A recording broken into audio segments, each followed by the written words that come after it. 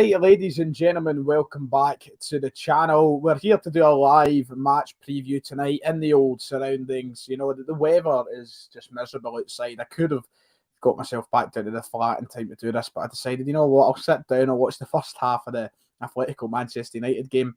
And what a terrible decision that meant to be. I feel sorry for any Manchester United fan who has to sit through that because it's absolutely tragic. However, I'm here to provide hopefully better entertainment if you have been watching that game. We're here to talk about Celtic's big game, the biggest game in Europe tomorrow night, as we head up to the Arctic Circle and look for a little bit of revenge, but ultimately an improvement on what we seen last week as we took on Bodo Glimt. Yes, we are away from home tomorrow. We're 3-1 down. We are looking a mountain to climb. People talking about the blood. I might just turn the blood off actually, but people, you know, are talking about a mountain to climb tomorrow night. You know, that is ultimately the reality. Last week we were outplayed, we were battered, and we were just not good enough against Bodo Glimt. They came to Celtic Park, and you know, last week when I came on straight after the game, I said, you know what, it was a shocking performance.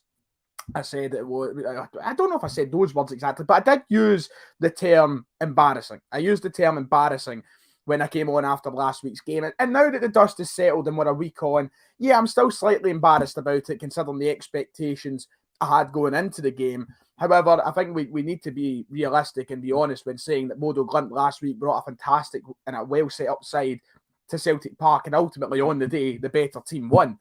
Now we've got to look at it in the context and the reverse way around, where we need to go away from home. We need to take a similar level of performance and look to do the same as what they done. Listen, 2 goals is all we need over them. If we get 2 goals over them, we can take this game to extra time. We can take this game and stretch it as far as we can.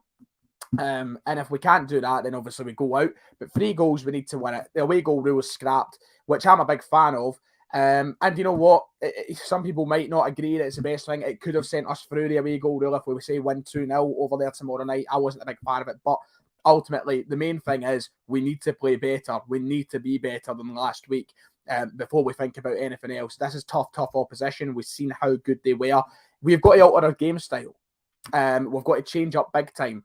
I don't think it's a case of seeing the same Celtic side or being the same Celtic side as we are in the league. I don't know if that was the initial attempt of last week and then we were found out straight away. We were exposed in different areas and they took advantage of that, but we have to be a different side. I think we've got to play differently. And on that note, we need to set up differently. So we'll come on to the team prediction a little later on. I've seen a lot of comments fly through. Thank you to everybody who is tuning in as we do this live. It will be up afterwards to watch if you miss anything. And we will do a Q&A segment of the show at the end as well. We'll do about 5-10 minutes of your questions. So stick around. We'll get you guys involved. And also, if you haven't already, please make sure to go down below and hit the subscribe button. We're so close to 33,000 subscribers. So that would be massive. Yeah, back to the game. We need to be better, but we need this team are good. They're set up, and last week they carved us open in so many different areas. I thought in the middle of the park we were really outplayed. I thought in the middle that's where everything was happening for them. I think that we were just so empty in areas, and there was so much space and room for them to do stuff, and we were backing off of them every time they moved up the park. We were just giving them so much time and space to do things and think of things that was what was costing us goals. We were poor defensive. We were very poor from defensive situations, I thought, but in the middle of the park they were doing so much, and I thought that cried out for maybe a change. And like near Beaton, I thought he would have been of great use. We were crying out for him. I think from the early stages of that game, from the minute they scored the first goal, I was sitting saying to myself, and I spoke to this with Ryan McGinley, you know, we're crying out for someone like near Beaton to come in and maybe bring a more defensive approach to the midfield and just kind of bring something in front of that back line we didn't have, because it felt like nothing existed in front of the back line for me last week. It felt like we had that back four, but then ahead of them, there was this massive gap of attacking talent, and McGregor just couldn't keep up with what they were doing. They were so smart. That was one thing about them. They might not have technically the most gifted players in the world, this Bodo side, but one thing that we definitely seen at Celtic Park last week was how mentally prepared they are and how smart they are with the football.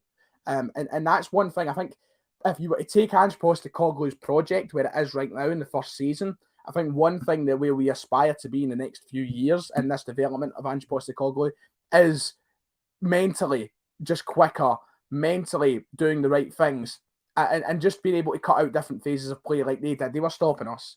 and we couldn't stop them in different phases. So I think that's one place that we aim to be as we move on as this team. We look to get mentally smarter, but we've got the quality. That's the thing. Last week, I kind of want to put it to the side and say it was a freak accident. I know we were poor, and I'm not making excuses, but we are a better side. We should be winning these type of games, and that's not. I'm not coming across that entitled way, but we should be. We should be trying to stake our claim once again in Europe. And if you can't do it against sides like Bodo Glimt, you're not going to be doing it against anybody. That's the harsh reality. I'm not saying they're not a good team. They were well deserving of what they got, and their progress as a football club has been fantastic. I give them all the respect in the world for what they've done on this their own respective journey. But we have to be able to beat these teams, and we've got better players, we've got better squads, and we should be able to be a level above them. And I'm hoping that's the type of thing that we bring to the park tomorrow night. Because we've got the players for it. We absolutely have, and nobody can tell me otherwise. I know we were poor last week, and you could say that's a kind of humbling experience, and it is a humbling experience, but I think it's still something that we should aim to be better than, and we should be better than. One thing we've got to talk about tomorrow is the plastic park and how that'll affect Celtic. The plastic parks, as we know, are not Celtic's best friend. We have struggled at Livingston for not only 1 year, 2 years, talking the last 3 or 4 years, we've struggled heading to the Tony Macaroni. I've been on 6 separate occasions now, so that'll be 3 seasons, I think. 6 separate occasions I have been to the Tony Macaroni, and I have yet to see Celtic win a game there.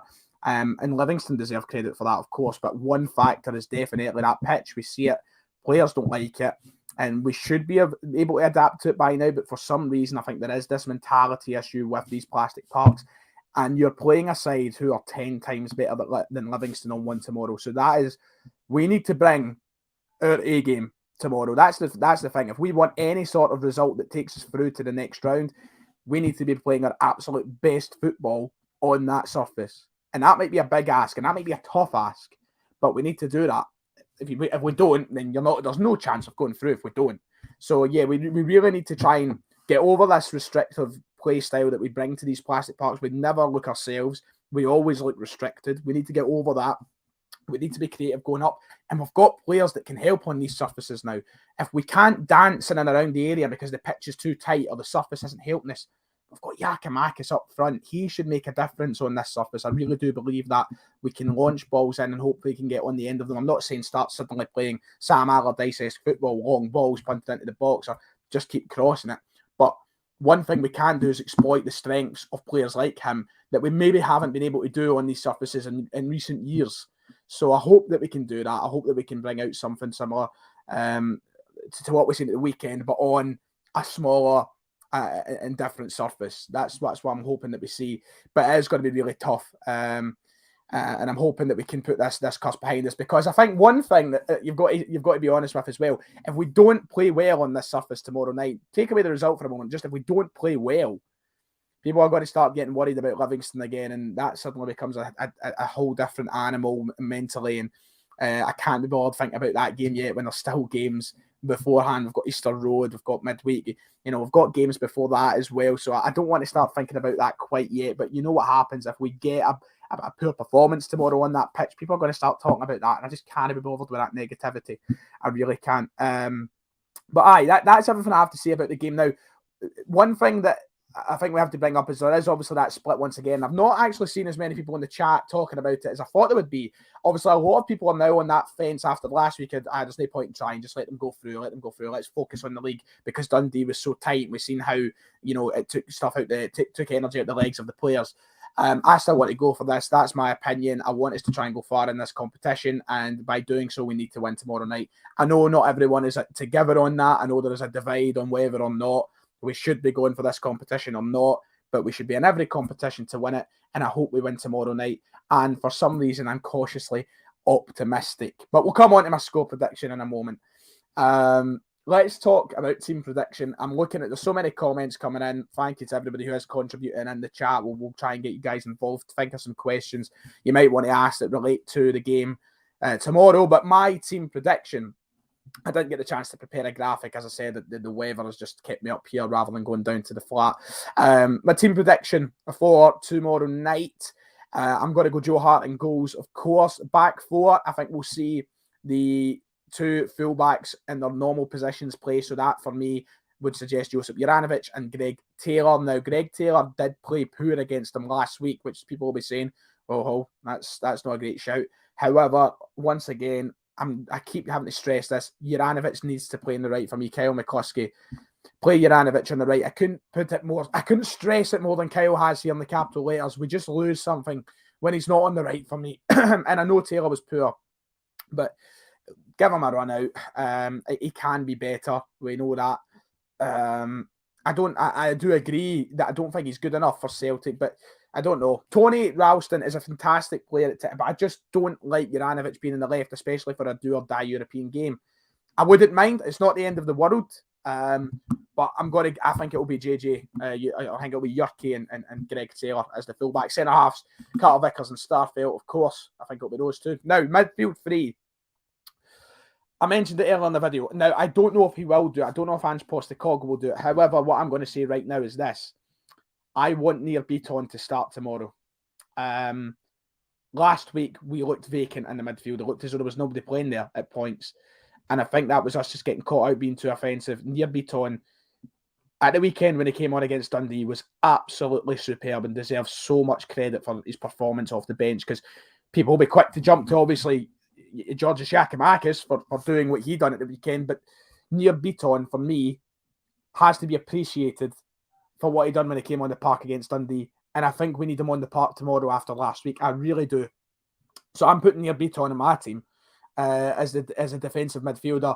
The two ahead of him, obviously, Callum McGregor has to be one of them. He's the captain and he's one of the most consistent and best players in the team. There's no discussion around that for me. It's who joins him.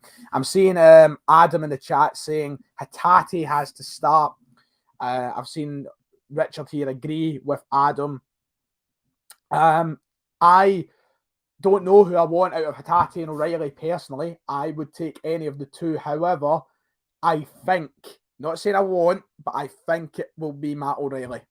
I think O'Reilly will join Callum McGregor in that area of the park tomorrow ahead of the pivot midfielder.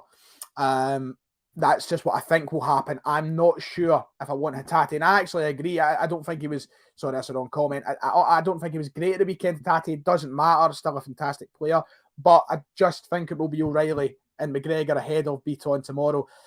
In the front three, for me, I think Abada's going to come back in. I think it's going to be Abada on the right. I think it's going to be Jota on the left. And after his hat-trick in the weekend and what he can bring to this game, I think it will be Georgios Giakoumakis up front. I think that will be our front three for tomorrow. Obviously, I think everybody will have different opinions if Maeda should start or not. I think Abada will just come back in. I think he's due a start, and I think it'll be in the game tomorrow. But Maeda's a great option to have coming off the bench. And yeah, I'm excited because it's chasing a game. It's a different feeling. There's a bit of build to that, you know, a bit of expectation as well, I suppose, on Celtic. But it's going to be difficult. That's why giving a score prediction is also so difficult, because, you know, it's very easy for me to go straight away. Oh, Celtic 3, Bodo 0 will go through. But then again, it's very easy for me to say I think we won't do it. It's just so difficult. I'm going to say 2-0 to Celtic. I know, unbelievable, not going to happen probably, but do you know what? If I'm not going, I'm cautiously optimistic about tomorrow. I really am. That's the phrase I would use. 2-0, which would take it to extra time. I honestly could see this game ending in penalties. I just see it somehow maybe going there. But if Bodo play the way they did last week, there's a pretty decent chance that we will head out of the competition, I would say. But I feel like we should know and realise the importance of tomorrow's game, and we should go out there playing some of our best football. And if we don't, then, you know, we're quite disappointing, I would say, because we should be aiming for this as much as possible. So that's my score prediction. I'm seeing a lot of score predictions coming through. Let's go for a wee 5 or 10 minutes of questions. We're about 15 minutes through the stream. We've peaked at about 180 odd viewers at this time of night while Champions League is on. That is absolutely fantastic. So thank you very much. Please make sure to hit like and subscribe as well if you haven't. That would be very good. So let's get some questions in. If you've got anything, a lot of score predictions coming through. 3-1 from your man there. I just didn't bother saying the name because is it Ewan? Is it Ian? Is it Ian? Is it Ian? I think it's Ian. I'm terrible. Honestly, I've had people pull me up about Irish pronunciation so many times in the chat. I'm terrible at it. It's for being a nation so close to us, and both actually close in proximity, but also close to me as having a lot of Irish family. I'm terrible with the pronunciations. It's unbelievable. Any money for the conference winners? We need to get past first, I think, Richard. Owen, is it Owen? There you go. Owen is how it's said. I'm so sorry, Owen. I really do apologise. Do you think Kyogo will be back in time for Ibrox? Says Jason Lee. Don't know. We just need to wait to see what updates Ange gives us. There's been very little. I don't think it's looking hopeful. I think if he's back, it will be.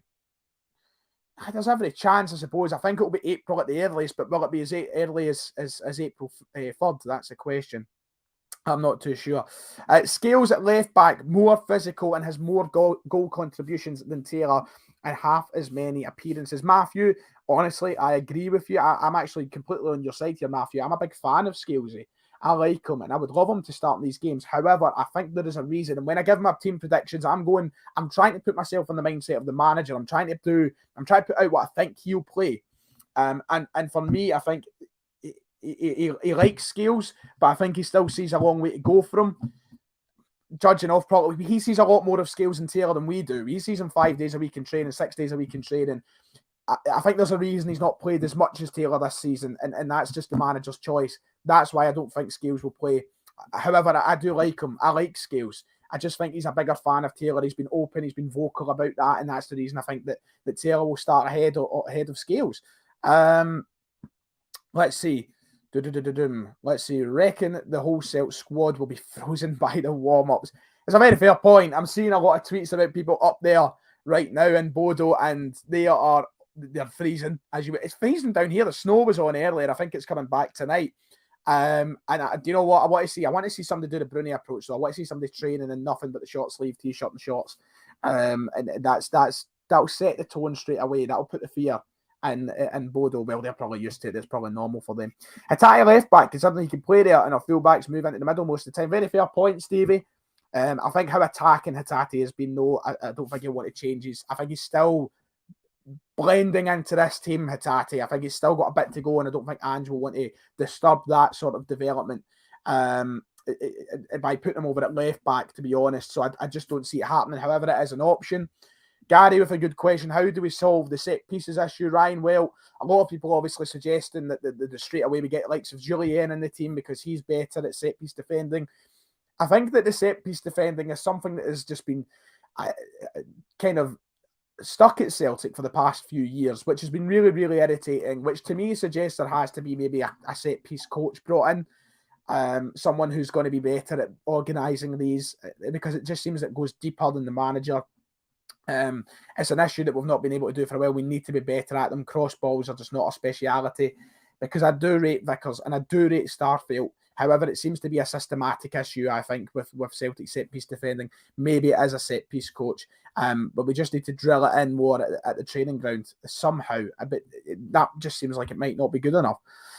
So, we'll need to wait and see what happens with that. Let's see. I don't really see much else being said. And when will the curse of poor European nights end? Kyle, I honestly wish I had an answer for that, but I don't. So, hopefully very, very soon. Get Kieran Alden changing him for a rant. Trust me, I think he'd love that opportunity if he was ever given it, because I'm sure he'd have a few things to say if he can. It's just Milos Rogic's been sloppy recently. I think the last couple of games he hasn't been quite the level that he has been throughout the season. However, I'm not going to put that down to too much because I'm a big fan of him. I think he's been great over the course of the season. There he is, Callum Craig, the man himself. Hello, son. Do you think they have duck doos over in Bodo? Duck doos. What's a duck do? Quack, quack. Hey, brilliant, Callum. It would have worked if you were here and you could have given me an instant response, but I wasn't going to go, what's a duck do, and then sit here for ages waiting for you to go quack, quack in the chat, you know. How many fans will be in the stadium? Well, there is a stadium capacity in Bodo of 5,600. I believe that is their capacity. It's a very small ground, of course, very small town. I think the town's the same level as Coatbridge.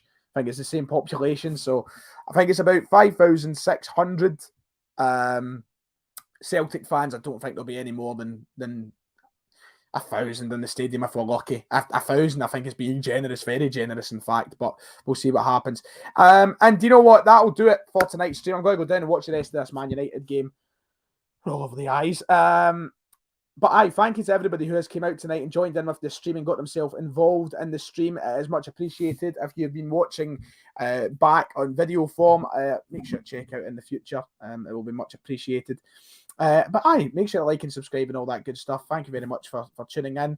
And I'll be back tomorrow night with the post-match reaction. The Celtic, the Thunder will land on Friday. We'll be uploading then. So 2 days of good content for you. I hope you're excited for that. I'm looking forward to sitting down in the next podcast. It'll be me, Ryan McGinley, and Kieran Auld, I believe. Callum's in the chat as well.